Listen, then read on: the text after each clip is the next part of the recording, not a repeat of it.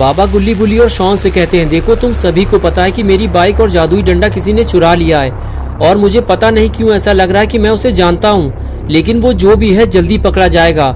मुझे तो डर इस बात का है कि कहीं वो जादुई डंडे के राज ना जानता हो, वरना तबाही मचेगी और ऐसी तबाही कि तुम लोग सोच भी नहीं सकते। तभी शॉन ने कहा, बाबा अगर आपको पता चल गया कि आपकी बाइक और डंडा किसने चुराया है तो आप उसे माफ कर देंगे क्या? बाबा ने कहा, नहीं, उसे चोरी करने की सजा मिलेगी। गरम तेल में उसे तला जाएगा, वो भी बेसन लगाकर, और फिर कुत्तों को खिला दिया जाएगा। बाबा की ये बात सुनकर शॉन डर गया। अब उसे समझ में नहीं आ रहा कि क्या किया जाए। अगर बाबा को पता चल गया कि बाबा का जादुई डंडा और बाइक उसी ने चुराई है तो बाबा उसे गरम तेल में तलेंगे, वो भी बेसन लगाकर, और अगर बाबा ने उसमें लाल मिर्च और नींबू भी डाल दिया तो क्या होगा? ये सोचकर ही शॉन का दिल घबराने लगा। शॉन बोला, बाबा मेरी तबीयत ठीक नहीं है, मुझे घर जाना है। चलो गुल्ली बुल्ली घर चलते हैं, हम लोग कल आएंगे बाबा के पास। ये बात सुनते ही बाबा ने कहा, एक बात तो मैं तुम लोगों को बताना ही भूल गया। मैं अपनी बाइक और डंडे को ढूंढने के लिए जादुई मंत्र पढ़ने जा रहा हूँ। मुझे ये काम 3 दिन करना होगा और फिर 3 दिन के बाद जादुई डंडा और मेरी बाइक दोनों ही मेरे पास होगी, साथ में वो चोर भी जिसका पकोड़ा बनाया जाएगा, वो भी बेसन लगाकर। इसलिए तुम लोग कोई भी ऐसा काम मत करना जिसकी वजह से तुम लोग किसी बड़ी मुसीबत में फंस जाओ, क्योंकि मैं 3 दिनों तक तुम्हारी कोई मदद नहीं कर पाऊंगा और ना ही तुम लोग मुझे परेशान करना। अब तुम लोग घर जाओ गुल्ली बुल्ली और मुझे अपना काम शुरू करने दो। बाबा की बात सुनकर गुल्ली बुल्ली और शॉन वहाँ से जाने लगे। थोड़ा आगे आने के बाद शॉन ने कहा, अब क्या होगा गुल्ली बुल्ली? बाबा को मेरे बारे में सब पता चल जाएगा और फिर बाबा मेरा क्या हाल करेंगे? मैंने कोई चोरी नहीं की है गुल्ली, मैं तो सिर्फ तुम लोगों की जान बचाना चाहता था, इसीलिए मैंने बाबा का जादुई डंडा उठाया था। लेकिन जब मैं उसे वापस रखने के लिए आ रहा था तो किसी ने मेरे ऊपर पीछे से वार किया और मैं बाइक से नीचे गिरकर बेहोश हो गया। फिर मुझे नहीं पता कि आगे क्या हुआ, लेकिन फिर भी सारा इल्जाम तो मुझ पर ही आएगा, सजा भी बस मुझे ही मिलेगी। बुल्ली ने कहा, डरो मत शॉन, हम लोग हैं ना तुम्हारे साथ, तुम्हें कुछ नहीं होगा। हम बाबा को कुछ नहीं बताएंगे। हमें जल्दी बाइक और डंडे को ढूंढना होगा। एक बार दोनों चीज मिल जाएंगी तो सब कुछ ठीक हो जाएगा।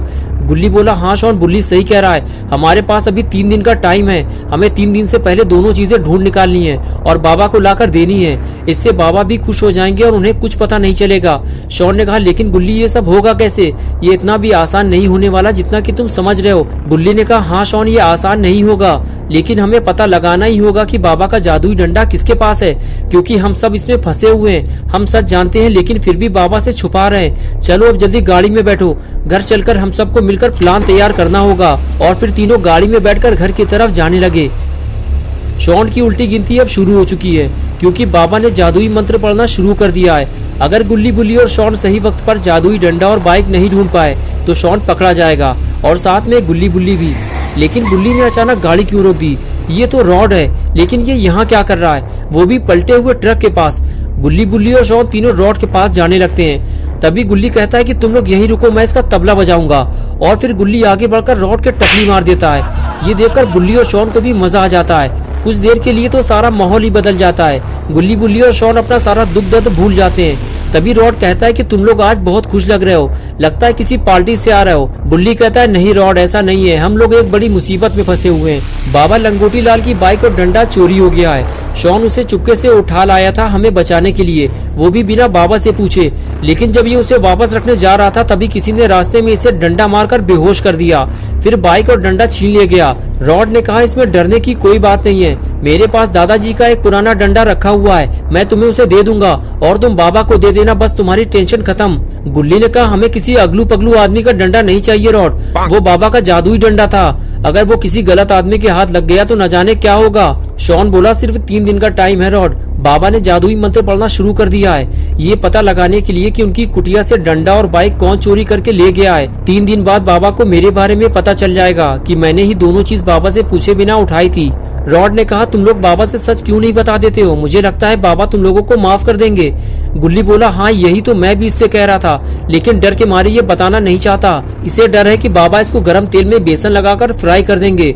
रॉड बोला, हो भी सकता है यार, बाबा का कोई भरोसा नहीं, जरा जरा सी बात पे मारने लगते हैं, मुझे तो बहुत डर लगता है बाबा से।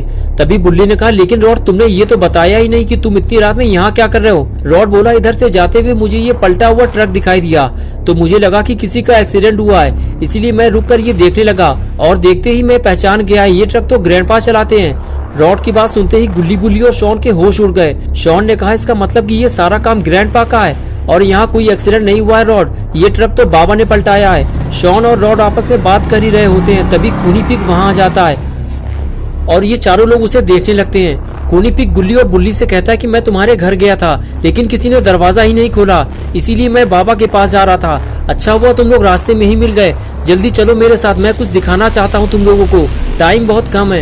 ये कहकर खूनी पिग वहाँ से चला गया, लेकिन खूनी पिग की बातें सुनकर सारे लोग डर गए। खूनी पिग के जाते ही रॉड अपनी वैन में बैठ गया और गुल्ली बुल्ली और शॉन अपनी जीप में, और फिर चारों लोग खूनी पिग के पीछे पीछे चल दिए। खूनी पिग आगे आगे और गुल्ली बुल्ली जीप लेकर उसके पीछे चल रहे थे, और सबसे पीछे था रॉड। कुछ दूर चलने के बाद खूनी पिग अपने जंक यार्ड पहुंच जाता है। खूनी पिग ने अपनी बाइक रोकी और नीचे उतरकर बुल्ली और रॉड को रुकने का इशारा किया। बुल्ली और रॉड ने भी अपनी अपनी गाड़ी रोक दी। खूनी पिग बोला, यही है मेरा कबाड़ खाना, जल्दी आओ अंदर। और फिर खूनी पिग अंदर जाने लगा। गुल्ली बुल्ली और शॉन भी रॉड को लेकर अंदर जाने लगे। आज पहली बार गुल्ली बुल्ली और शॉन को पता चला है कि खूनी पिग कबाड़ का काम करता है, लेकिन वो इस कबाड़ खाने में गुल्ली बुल्ली को लेकर क्यों आया है कि तभी खूनी पिग ने इन लोगों को कुछ ऐसा दिखाया जिसको देखते ही इन लोगों के होश उड़ गए। खूनी पिग बोला, तुम लोग इस सुपर बाइक को तो जानते ही होगे, कुछ देर पहले मिस्टर मीट ये बाइक लेकर यहाँ आया था और उसके पास बाबा का जादुई डंडा भी था, और मुझसे कहने लगा इस बाइक को जल्दी अपने जंक यार्ड में कहीं छुपा लो खूनी पिग, बाद में हम इसे बेचकर पैसा आपस में बांट लेंगे, लेकिन ये बात किसी को पता नहीं चलनी चाहिए वरना अंजाम बुरा होगा तुम्हारा, मेरी नजर रहेगी तुम पर। ये कहकर वो यहाँ से चला गया। मैं इसे देखते ही समझ गया था कि ये तो बाबा की बाइक है और ये उसे चुरा कर लाया है। बुल्ली बोला, हाँ ये बाबा की बाइक है खूनी पिग, तुम्हें इसको वापस करना होगा, और अगर तुमने इसे वापस नहीं किया और बाबा को पता चल गया तो फिर समझ लो खूनी पिग तुम्हारी डेड बॉडी कब्रिस्तान या शमशान में मिलेगी। ये सुनकर खूनी पिग बोला, मैं इसे तुम लोगों को नहीं दे सकता वरना मिस्टर मीट मेरी जान ले लेगा। बुल्ली, जाओ बुल्ली, तुम लोग जाकर अब बाबा को लेकर आओ, तुम लोगों का ज्यादा देर तक यहाँ रुकना ठीक नहीं है, मेरे साथ साथ तुम लोगों की जान को भी खतरा है, जाओ जल्दी बाबा को लेकर आओ, हम लोगों के लिए मिस्टर मीट से लड़ना आसान नहीं होगा, अब वो और भी ज्यादा खतरनाक बन चुका है। गुल्ली बोला, नहीं खूनी पिग, बाबा आप कुछ दिनों तक हमारी मदद नहीं कर पाएंगे, उन्होंने हमें डिस्टर्ब करने से मना किया है, ये काम हमें ही करना होगा, चलो सब तैयार हो जाओ।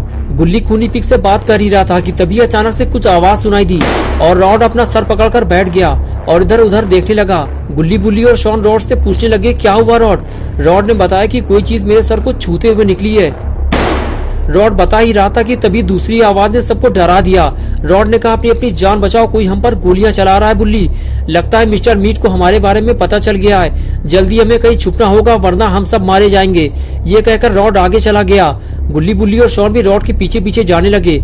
इस तरह चारों लोग अपनी जान बचाते हुए ये देखने की कोशिश कर रहे थे कि उन पर गोलियां कौन चला रहा है। तभी शॉन ने कहा, खूनी पिग को क्या हुआ है, वो कुछ बोल क्यों नहीं रहा? और फिर सभी लोग खूनी पिग को देखने लगते हैं। तभी बुल्ली धीरे धीरे खूनी पिग की तरफ आगे बढ़ने लगता है और उसे देखकर गुल्ली और शॉन भी खूनी पिग के पास चले आते हैं। बुल्ली देखते ही समझ जाता है कि खूनी पिग को गोली लगी है। बुल्ली कहता है कि खूनी पिग, तुमने कुछ अच्छे काम भी किए होंगे तभी तुम्हारी जान बच गई है, वरना गोली अगर थोड़ा नीचे लगती तो इस वक्त तुम नर्क में होते। चलो रॉड, हमें इसको जल्दी हॉस्पिटल लेकर चलना होगा वरना अगर ये मर गया तो बेफालतू का खर्चा बढ़ जाएगा।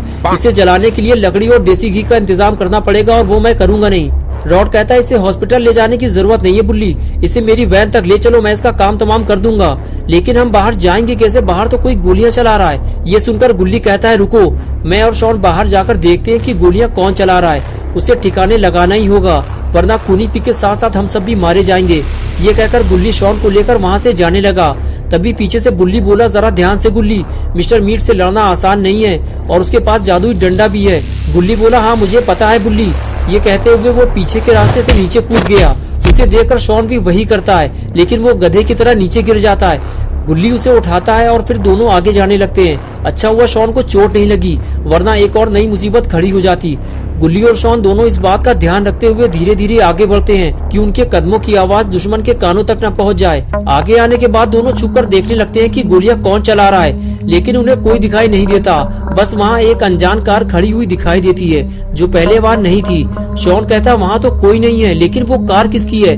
गुल्ली कहता है, लगता है शूटर उसी गाड़ी से आए थे शॉन, वो खूनी पिग को निपटा कर भाग गए हैं, चलो आगे चलकर देखते हैं। और फिर दोनों डरते हुए धीरे धीरे आगे बढ़ते हैं, लेकिन गोलियां चलना बंद हो चुकी हैं। गुल्ली को यकीन हो जाता है कि वो जो भी था शायद वो चला गया है या उसकी गोलियां खत्म हो चुकी हैं, वरना अब तक वो इन दोनों पर फायर कर चुका होता। शॉन कहता है, चलो गुल्ली, हमें वो कार देखनी चाहिए, तभी हमें पता चलेगा कि गोलियां चलाने वाला कौन था। गुल्ली कहता है, नहीं शॉन, अब हमें वापस चलना होगा, हमारे पास टाइम ज्यादा नहीं है, खूनी पिग का इलाज अगर सही वक्त पर नहीं हुआ तो वो मर जाएगा, चलो जल्दी निकलो यहाँ से। ये कहते हुए गुल्ली अंदर जाने लगता है, लेकिन शॉन उसके पीछे नहीं जाता। उसे तो बस उस कार की पड़ी है, वो देखना चाहता है कि वो गाड़ी है किसकी, इसलिए वो अकेले ही उस कार की तरफ आगे बढ़ने लगता है। तो दोस्तों, क्या होगा अब गुल्ली बुल्ली और शॉन का? क्या शॉन कार देखकर शूटर को पहचान जाएगा या फिर शॉन कोई बड़ी मुसीबत में फंस जाएगा? ये सब हम देखेंगे पार्ट 2 में। दोस्तों, पार्ट 2 देखने के लिए वीडियो को लाइक करें, चैनल को सब्सक्राइब करना और बेल आइकन प्रेस करके ऑल नोटिफिकेशन ऑन करना ना भूलें।